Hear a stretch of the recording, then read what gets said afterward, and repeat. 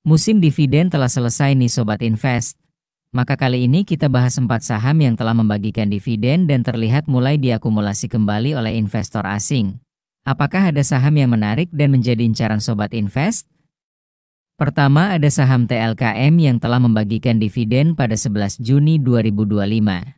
Dividen yield saham TLKM aktualnya sekitar 7,3% pada saat tanggal cum date berlangsung dan rata-rata dividen yield dalam 5 tahun terakhirnya sekitar 4,8% yang berarti secara dividen yield meningkat dibandingkan rata-rata harga berbanding nominal dividen pada 5 tahun terakhir. Investor asing telah melakukan akumulasi di saham Telkom sebesar Rp745 miliar dalam 1 bulan terakhir dengan harga rata-rata di bawah Rp2.770 per lembar dan nilai ini cukup besar walaupun jika kita tarik data pada saat puncak distribusi pada Maret sampai Juni di tahun 2024 masih terpaut sangat jauh. Tetapi di sini kita melihat fakta bahwa asing mulai kembali terlihat di saham TLKM dalam 1 bulan kebelakang dengan harga average akumulasi yang lebih rendah dari harga average distribusinya. Karena harga sahamnya saat ini lebih rendah dibandingkan saat periode distribusi, maka yang perlu Sobat Invest perhatikan adalah jumlah lot saham akumulasinya. Karena dengan harga rendah butuh modal lebih sedikit untuk akumulasi jumlah lot saham yang sama banyak di harga tinggi. Tetapi dari segi rasio ROE atau Return on Equity saham TLKM terlihat menurun dibandingkan rata-rata 3 tahun terakhirnya apalagi rata-rata 5 tahun terakhir ROE-nya sebesar 18,3% dan saat ini menjadi 15,8%. Menariknya dari sisi free cash flow meningkat pada kuartal 1 tahun 2025 dibandingkan sebelumnya dan juga pada cash flow annual terlihat cukup stabil. Sehingga secara data kemampuan saham TLKM untuk bagi dividen tahun depan dari kuartal 1 ini masih cukup berpotensi. Tetapi perlu diperhatikan juga pada cash flow di kuartal selanjutnya apakah terus meningkat sehingga kita lebih yakin atau malah menurun. Saham kedua adalah saham Antam yang telah membagikan dividen pada 22 Juni 2025. Dividen yieldnya tercatat sekitar 5,06% dan terlihat dividen payout rasionya konsisten di angka 100% dalam 2 tahun pembagian dividen.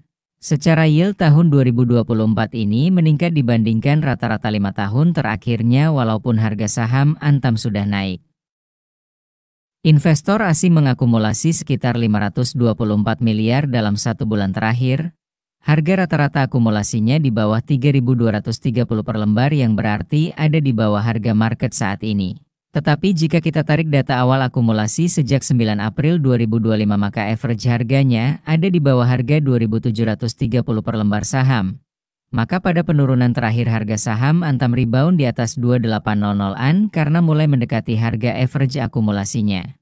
Sembari menunggu price action menunjukkan sinyal di saham Antam, perhatikan flow dari investor asing dalam beberapa minggu ke depan karena bisa saja ada gocekan panic selling. Karena secara pergerakan saham Antam ini masih dalam fase uptrend yang sangat kuat dan memiliki potensi rebound yang kuat juga. Dari sisi return on equity kita bisa lihat secara rasio ekuitas berbanding laba yang dihasilkan saham Antam terus meningkat baik itu dari rata-rata 3 tahun terakhir maupun rata-rata 5 tahun terakhir. Dan dari sisi free cash flow-nya terlihat di kuartal 4 2024 dan kuartal 1 2025 melonjak signifikan, terutama di kuartal 4 2024 yang menjadi titik awal perbaikan kinerja saham Antam sampai saat ini, dan secara annual pun cash flow Antam masih menunjukkan tren yang positif dari sebelumnya selalu minus. Saham ketiga ada saham BBNI sudah membagikan dividen pada 14 April 2025. Dividen yieldnya terakhir sekitar 8,22% yang mana ini meningkat dari rata-rata 5 tahun terakhirnya sekitar 3,37%. Kenaikan dividennya ditopang oleh kenaikan laba tahun 2024 dan juga dividen payout rasionya menjadi 65% yang sebelumnya rata-rata di bawah 50% payout rasio. Jika laba tahun depan turun pun dengan payout rasio yang belum mendekati 100% tentu ini sisi menariknya saham BBNI untuk dividen tahun depan. Dari segi profitabilitas ROE-nya terlihat sama seperti saham TLKM yang mana saat ini Bank BNI secara return on equity menunjukkan penurunan atau lebih cenderung stagnan dibandingkan rata-rata tahun-tahun sebelumnya.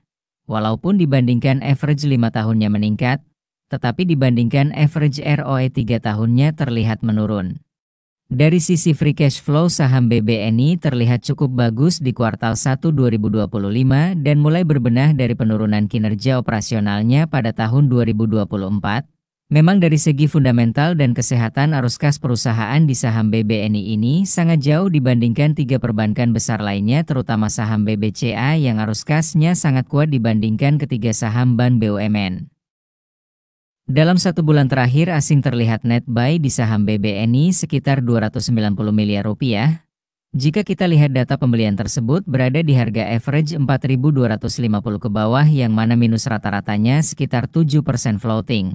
Namun di sini average harga distribusi BBNI sejak Oktober sampai Mei 2025 terlihat harga average-nya di 4.500 ke bawah. Maka area harga distribusi ini dapat menjadi area resisten terdekat selama asing belum terlihat akumulasi saham BBNI. Terakhir ada saham RALS atau Ramayana Lestari. Saham ini pada laba bersih tahun 2024 telah membagikan dividen jumbo dengan payout ratio sekitar 135%. Dividen tersebut dibagikan pada bulan Mei 2025 yang menghasilkan yield sekitar 12,7% dan secara yield meningkat karena harga sahamnya cenderung turun ditambah nominal dividen meningkat karena payout rasio jumbo, dan rata-rata dividen yield 5 tahunnya sekitar 7,8%. Menariknya di sini setelah bagi dividen saham RALS mulai terlihat diakumulasi oleh investor asing dengan net buy 16 miliar dalam 1 bulan terakhir. Memang secara data net buy nominal ini cukup kecil, tetapi jika melihat akumulasi lot pembeliannya lebih dari 300.000 lot saham RALS. Jika dibandingkan total transaksi hari Jumat saham ini sekitar 22.300 lot saham yang berarti hanya 10% dari jumlah lot akumulasi asing. Tentunya akumulasi ini cukup besar dilihat berdasarkan volume transaksi. Dan juga bid hanya 45.000 yang mana jika asing akan distribusi barang 300.000 lot maka tidak dapat dilakukan dalam hanya 1 minggu saja atau bahkan 1 hari cukup mustahil. Sehingga secara bid over akumulasi ini cukup menarik secara volume barangnya, tetapi naik turun harga saham itu lain halnya. Karena bisa saja asing di sini mencicil beli untuk euforia pembagian dividen di periode selanjutnya. Dan juga timing market merupakan hal yang sangat sulit. Namun dengan data akumulasi asing di saham RALS yang melebihi volume hariannya, kita dapat mengambil asumsi bahwa asing mulai terlihat serius dan ada harapan dari penurunan downtrend yang cukup panjang terjadi di saham RALS selama lebih dari 3 tahun lamanya. Jika kita melihat dari sisi cash flow yang dihasilkan di kuartal 1 tahun 2025 ini cukup besar dibandingkan beberapa kuartal sebelumnya. Begitupun net income atau laba bersih yang tercatat kuartal 1 naik cukup signifikan.